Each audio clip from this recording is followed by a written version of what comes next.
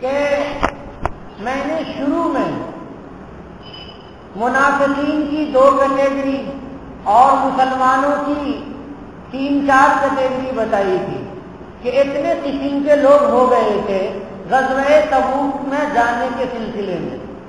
تو کچھ مسلمان ایسے تھے کہ جن کے اندر نفاق تو ہرگز نہیں تھا مگر سستی تھی، کاہلی تھی. تو اس سستی اور کاہلی کی وجہ سے وہ نبی کریم صلی اللہ علیہ وسلم کے ساتھ غزوہ تبوک میں نہیں گئے.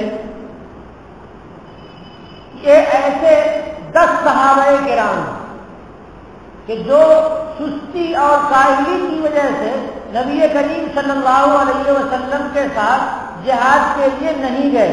یہ منافق نہیں تھے، مومن تھے، مومن کامل تھے، مگر مومن میں بھی سستی ہوتی ہے. تو 10 صحابہ کرام ایسے تھے جو سستی کی وجہ سے نبی کریم صلی اللہ علیہ وسلم کے ساتھ غزوہ تبوک میں نہیں گئے تھے. ان میں سے 7 صحابہ کرام تو ایسے تھے کہ ظاہر سی بات ہے حضور کی صحبت ملی ہوئی ہے تو گناہ پر شرمندگی تو ہوگی. اس لیے گناہ پہ بہت زیادہ شرمندہ ہوئے اور اتنے شرمندہ ہوئے کہ 7 صحابہ کرام نے اپنے کو لے جا کر کے مسجد نبوی کے ستون سے باندھ دیا، رسی میں لے کے اپنے کو باندھ لیا 7 صحابہ کرام نے. اور روتے رہے کہ جب تک اللہ میری توبہ قبول نہیں فرمائیں گے تب تک میں رسی میں بندھا ہوا رہوں گا. بلکہ 7 نے یہ طے کیا تھا کہ جب تک نبی کریم صلی اللہ علیہ وسلم خود سے آ کر کے ہماری رسی نہیں کھولیں گے تب تک ہم سمجھیں گے کہ ہماری توبہ قبول نہیں ہوئی ہے. ان میں حضرت ابو لبابہ رضی اللہ تعالیٰ عنہ بھی تھے. نبی کریم صلی اللہ علیہ وسلم غزوہ تبوک سے واپس آئے تو دیکھا کہ ان لوگوں نے اپنے کو مسجد نبوی کے ستون سے باندھ رکھا ہے کہ جب تک حضور اپنے سے نہیں کھولیں گے ہماری توبہ قبول نہیں ہوگی تب تک ہم ایسے ہی بندھے رہیں گے. تو مومن کو جب گناہ کا احساس ہوتا ہے تو توبہ کے لیے ایسے ہی تڑپتا ہے.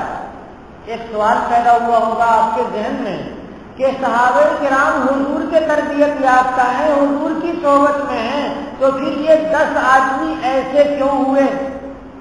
میرے محترم، ان لوگوں کو اللہ تعالیٰ نے اگلے لوگوں کے لیے قیامت تک آنے والے مسلمانوں کے لیے نمونہ بنایا ہے. تو ان میں سے اعلیٰ نمونہ بھی انہی میں سے اللہ نے بنایا اور انہی میں سے ایسا نمونہ بھی بنایا کہ جنہوں نے گناہ کیا اور گناہ کا احساس ہوا اور توبہ کے لیے بھی وہ اپنے کو تڑپانے لگے. تو ایسے مومنین بھی ہیں. تو ہم کو یہ سبق ملتا ہے اس آیت سے، اس واقعے سے کہ ہم سے جب گناہ ہو جائے تو ہم توبہ کے لیے فوراً اللہ تبارک و تعالیٰ کے دربار میں حاضر ہوں اور سرو سجود ہوں اور اللہ سے معافی مانگ لیں. یہ مومن کی علامت ہے اور یہ بھی مومن کامل کی علامت ہے. حضور نے کہا کہ ان لوگوں نے اپنے کو باندھ لیا ہے اور توبہ کر رہے ہیں، لیکن میں اپنے ہاتھ سے اس وقت تک نہیں کھولوں گا جب تک اللہ تعالیٰ کا حکم نہ آ جائے گا. اس وقت تک میں نہیں کھولوں گا ان کو اپنے ہاتھ سے. اب وہ لوگ بندھے ہوئے ہیں اور اللہ سے عاجزی کر رہے ہیں، رو رہے ہیں، توبہ کر رہے ہیں اور نبی کریم صلی اللہ علیہ وسلم اللہ کے حکم کے انتظار میں ہیں. اللہ کے نبی، اللہ کے فرشتے حضرت جبریل علیہ نبینا علیہ الصلوۃ والسلام تشریف لا رہے ہیں اور حضرت یہ آیت تلاوت فرما رہے ہیں. اس آیت میں ان کی توبہ کی قبولیت کا اعلان ہے. جب یہ آیت نازل ہو گئی تو حضرت نبی کریم صلی اللہ علیہ وسلم نے جا کر کے خود سے حضرت ابو لبابہ کی جرحیں کھولی اور دوسرے صحابہ کرام کے کھولنے کی جرحیں حضور نے اپنے سے کھولی ہیں یا نہیں کھولی ہیں، اس کی صراحت وضاحت احادیث میں نہیں ہے۔ ظاہر سی بات ہے کہ ان لوگوں نے طے کر لیا تھا کہ حضور کھولیں گے، تو ضرور نبی کریم صلی اللہ علیہ وسلم اپنے بابرکت ہاتھ سے ان کے توبہ کی قبولیت کی علامت کے طور پہ ان کی گرہیں کھولی ہوں گی۔ وَآخَرُونَ اعْتَرَفُوا بِذُنُوبِهِمْ خَلَطُوا عَمَلًا صَالِحًا وَآخَرَ سَيِّئًا، کہ یہ دوسرے قسم کے صحابہ کرام ہیں کہ جنہوں نے اپنے گناہوں کا اعتراف کر لیا۔ تو یہ صحابہ کی صفت ہے کہ انسان سے گناہ ہو تو گناہ کا اعتراف کرے۔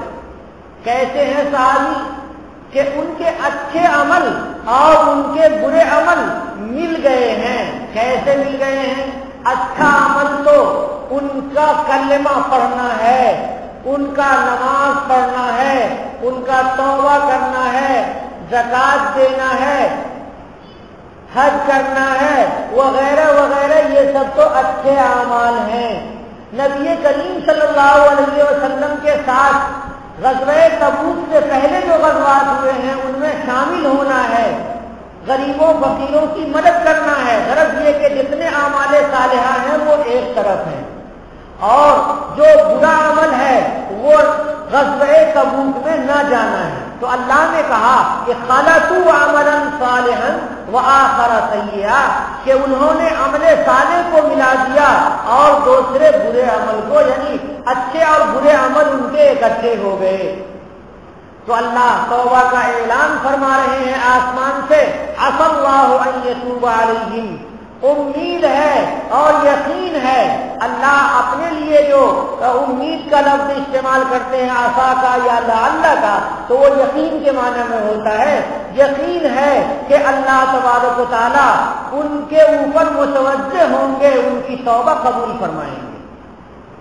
ان اللہ غفور رحیم، اللہ تعالیٰ تو بہت زیادہ معاف کرنے والے ہیں، بہت زیادہ رحم کرنے والے ہیں۔ ہمارے گناہ اتنے زیادہ، وہ کتنے ہی زیادہ پھیل جائیں، لیکن اللہ کی رحمت سے وہ کم ہی ہوں گے۔ تو جب بندہ اللہ کی رحمت کو طلب کرنے کے لیے متوجہ ہوتا ہے اور اپنے گناہ کی توبہ کے لیے متوجہ ہوتا ہے تو ضرور بھی ضرور اس کی توبہ قبول ہوتی ہے۔ ان اللہ غفور رحیم۔ اس کے بعد ان صحابہ کرام نے، 7 صحابہ کرام نے، وہ 3 ابھی بچے ہیں، 3 بچے ہیں، ان کا ذکر آیت نمبر 118 میں آئے گا کہ وہ 3 تھے تو ان تینوں کا کیا ہوا۔ 7 صحابہ کرام کی جب توبہ قبول ہو گئی تو انہوں نے مزید اپنے کو اور پاکیزہ اور منزہ بنانے کے لیے، صاف کرنے کے لیے اپنے دل کو، انہوں نے اپنا پورا گھر کا مال لیا اور نبی کریم صلی اللہ علیہ وسلم کے سامنے پیش کیا کہ یا رسول اللہ، اسی دولت کی وجہ سے اس گھر کے کھجور کے باغات اور کھیتیوں کے لیے ہم لالچ میں اور سستی میں رک گئے تھے، تو یہ سارا مال اللہ کے راستے میں صدقہ ہے، جب یہ سارا مال ہم دے دیں گے تو ہمارا دل پاک ہو جائے گا۔ تو نبی کریم صلی اللہ علیہ وسلم کو اللہ تبارک و تعالیٰ کا حکم ہوا کہ سارا مال نہیں لینا ہے۔ نبی کریم صلی اللہ علیہ وسلم نے 3 حصے میں سے 1 حصہ مال، 1/3 مال لیا اور بقیہ مال ان کو واپس کر دیا۔ تو اس کو اللہ تعالیٰ نے یہاں پر ارشاد فرمایا، خذ من اموالہم، لیجیے ان کے مالوں میں سے، پورا مال نہیں لیجیے، مال میں سے لیجیے۔ تو مال میں سے نبی کریم صلی اللہ علیہ وسلم نے 1/3 مال لیا، صدقتاً، صدقے کے طور پر، یعنی لیجیے ان سے صدقے کے طور پر، اور پھر ان کو فقراء اور غربا میں بانٹ دیجیے۔ تطہرہم، مال دینے سے کیا ہوتا ہے؟ تطہرہم، یہ مال پاک کرے گا ان کو، وتزکیہم، اور ان کے دلوں کو پاکیزہ بنا دے گا، وتزکیہم بہا، اس کے ذریعے سے ان کے دلوں کو پاک بنا دے گا۔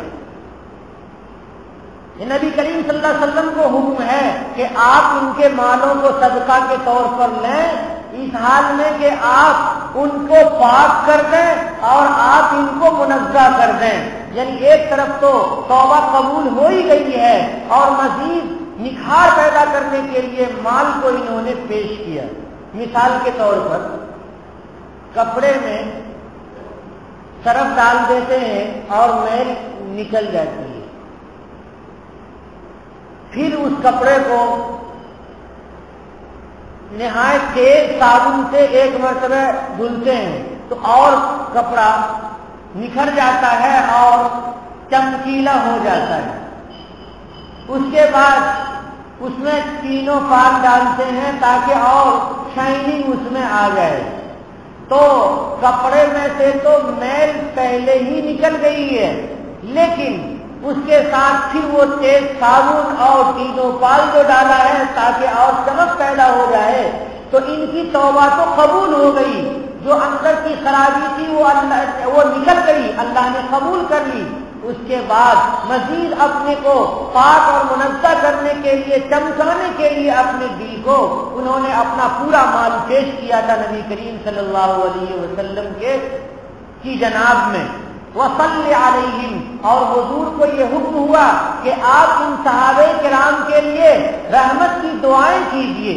تو نبی کریم صلی اللہ علیہ وسلم کے پاس جو بھی صدقہ کا مال بیت المال میں جمع کرنے کے لیے آتا تو نبی کریم صلی اللہ علیہ وسلم دعا دیتے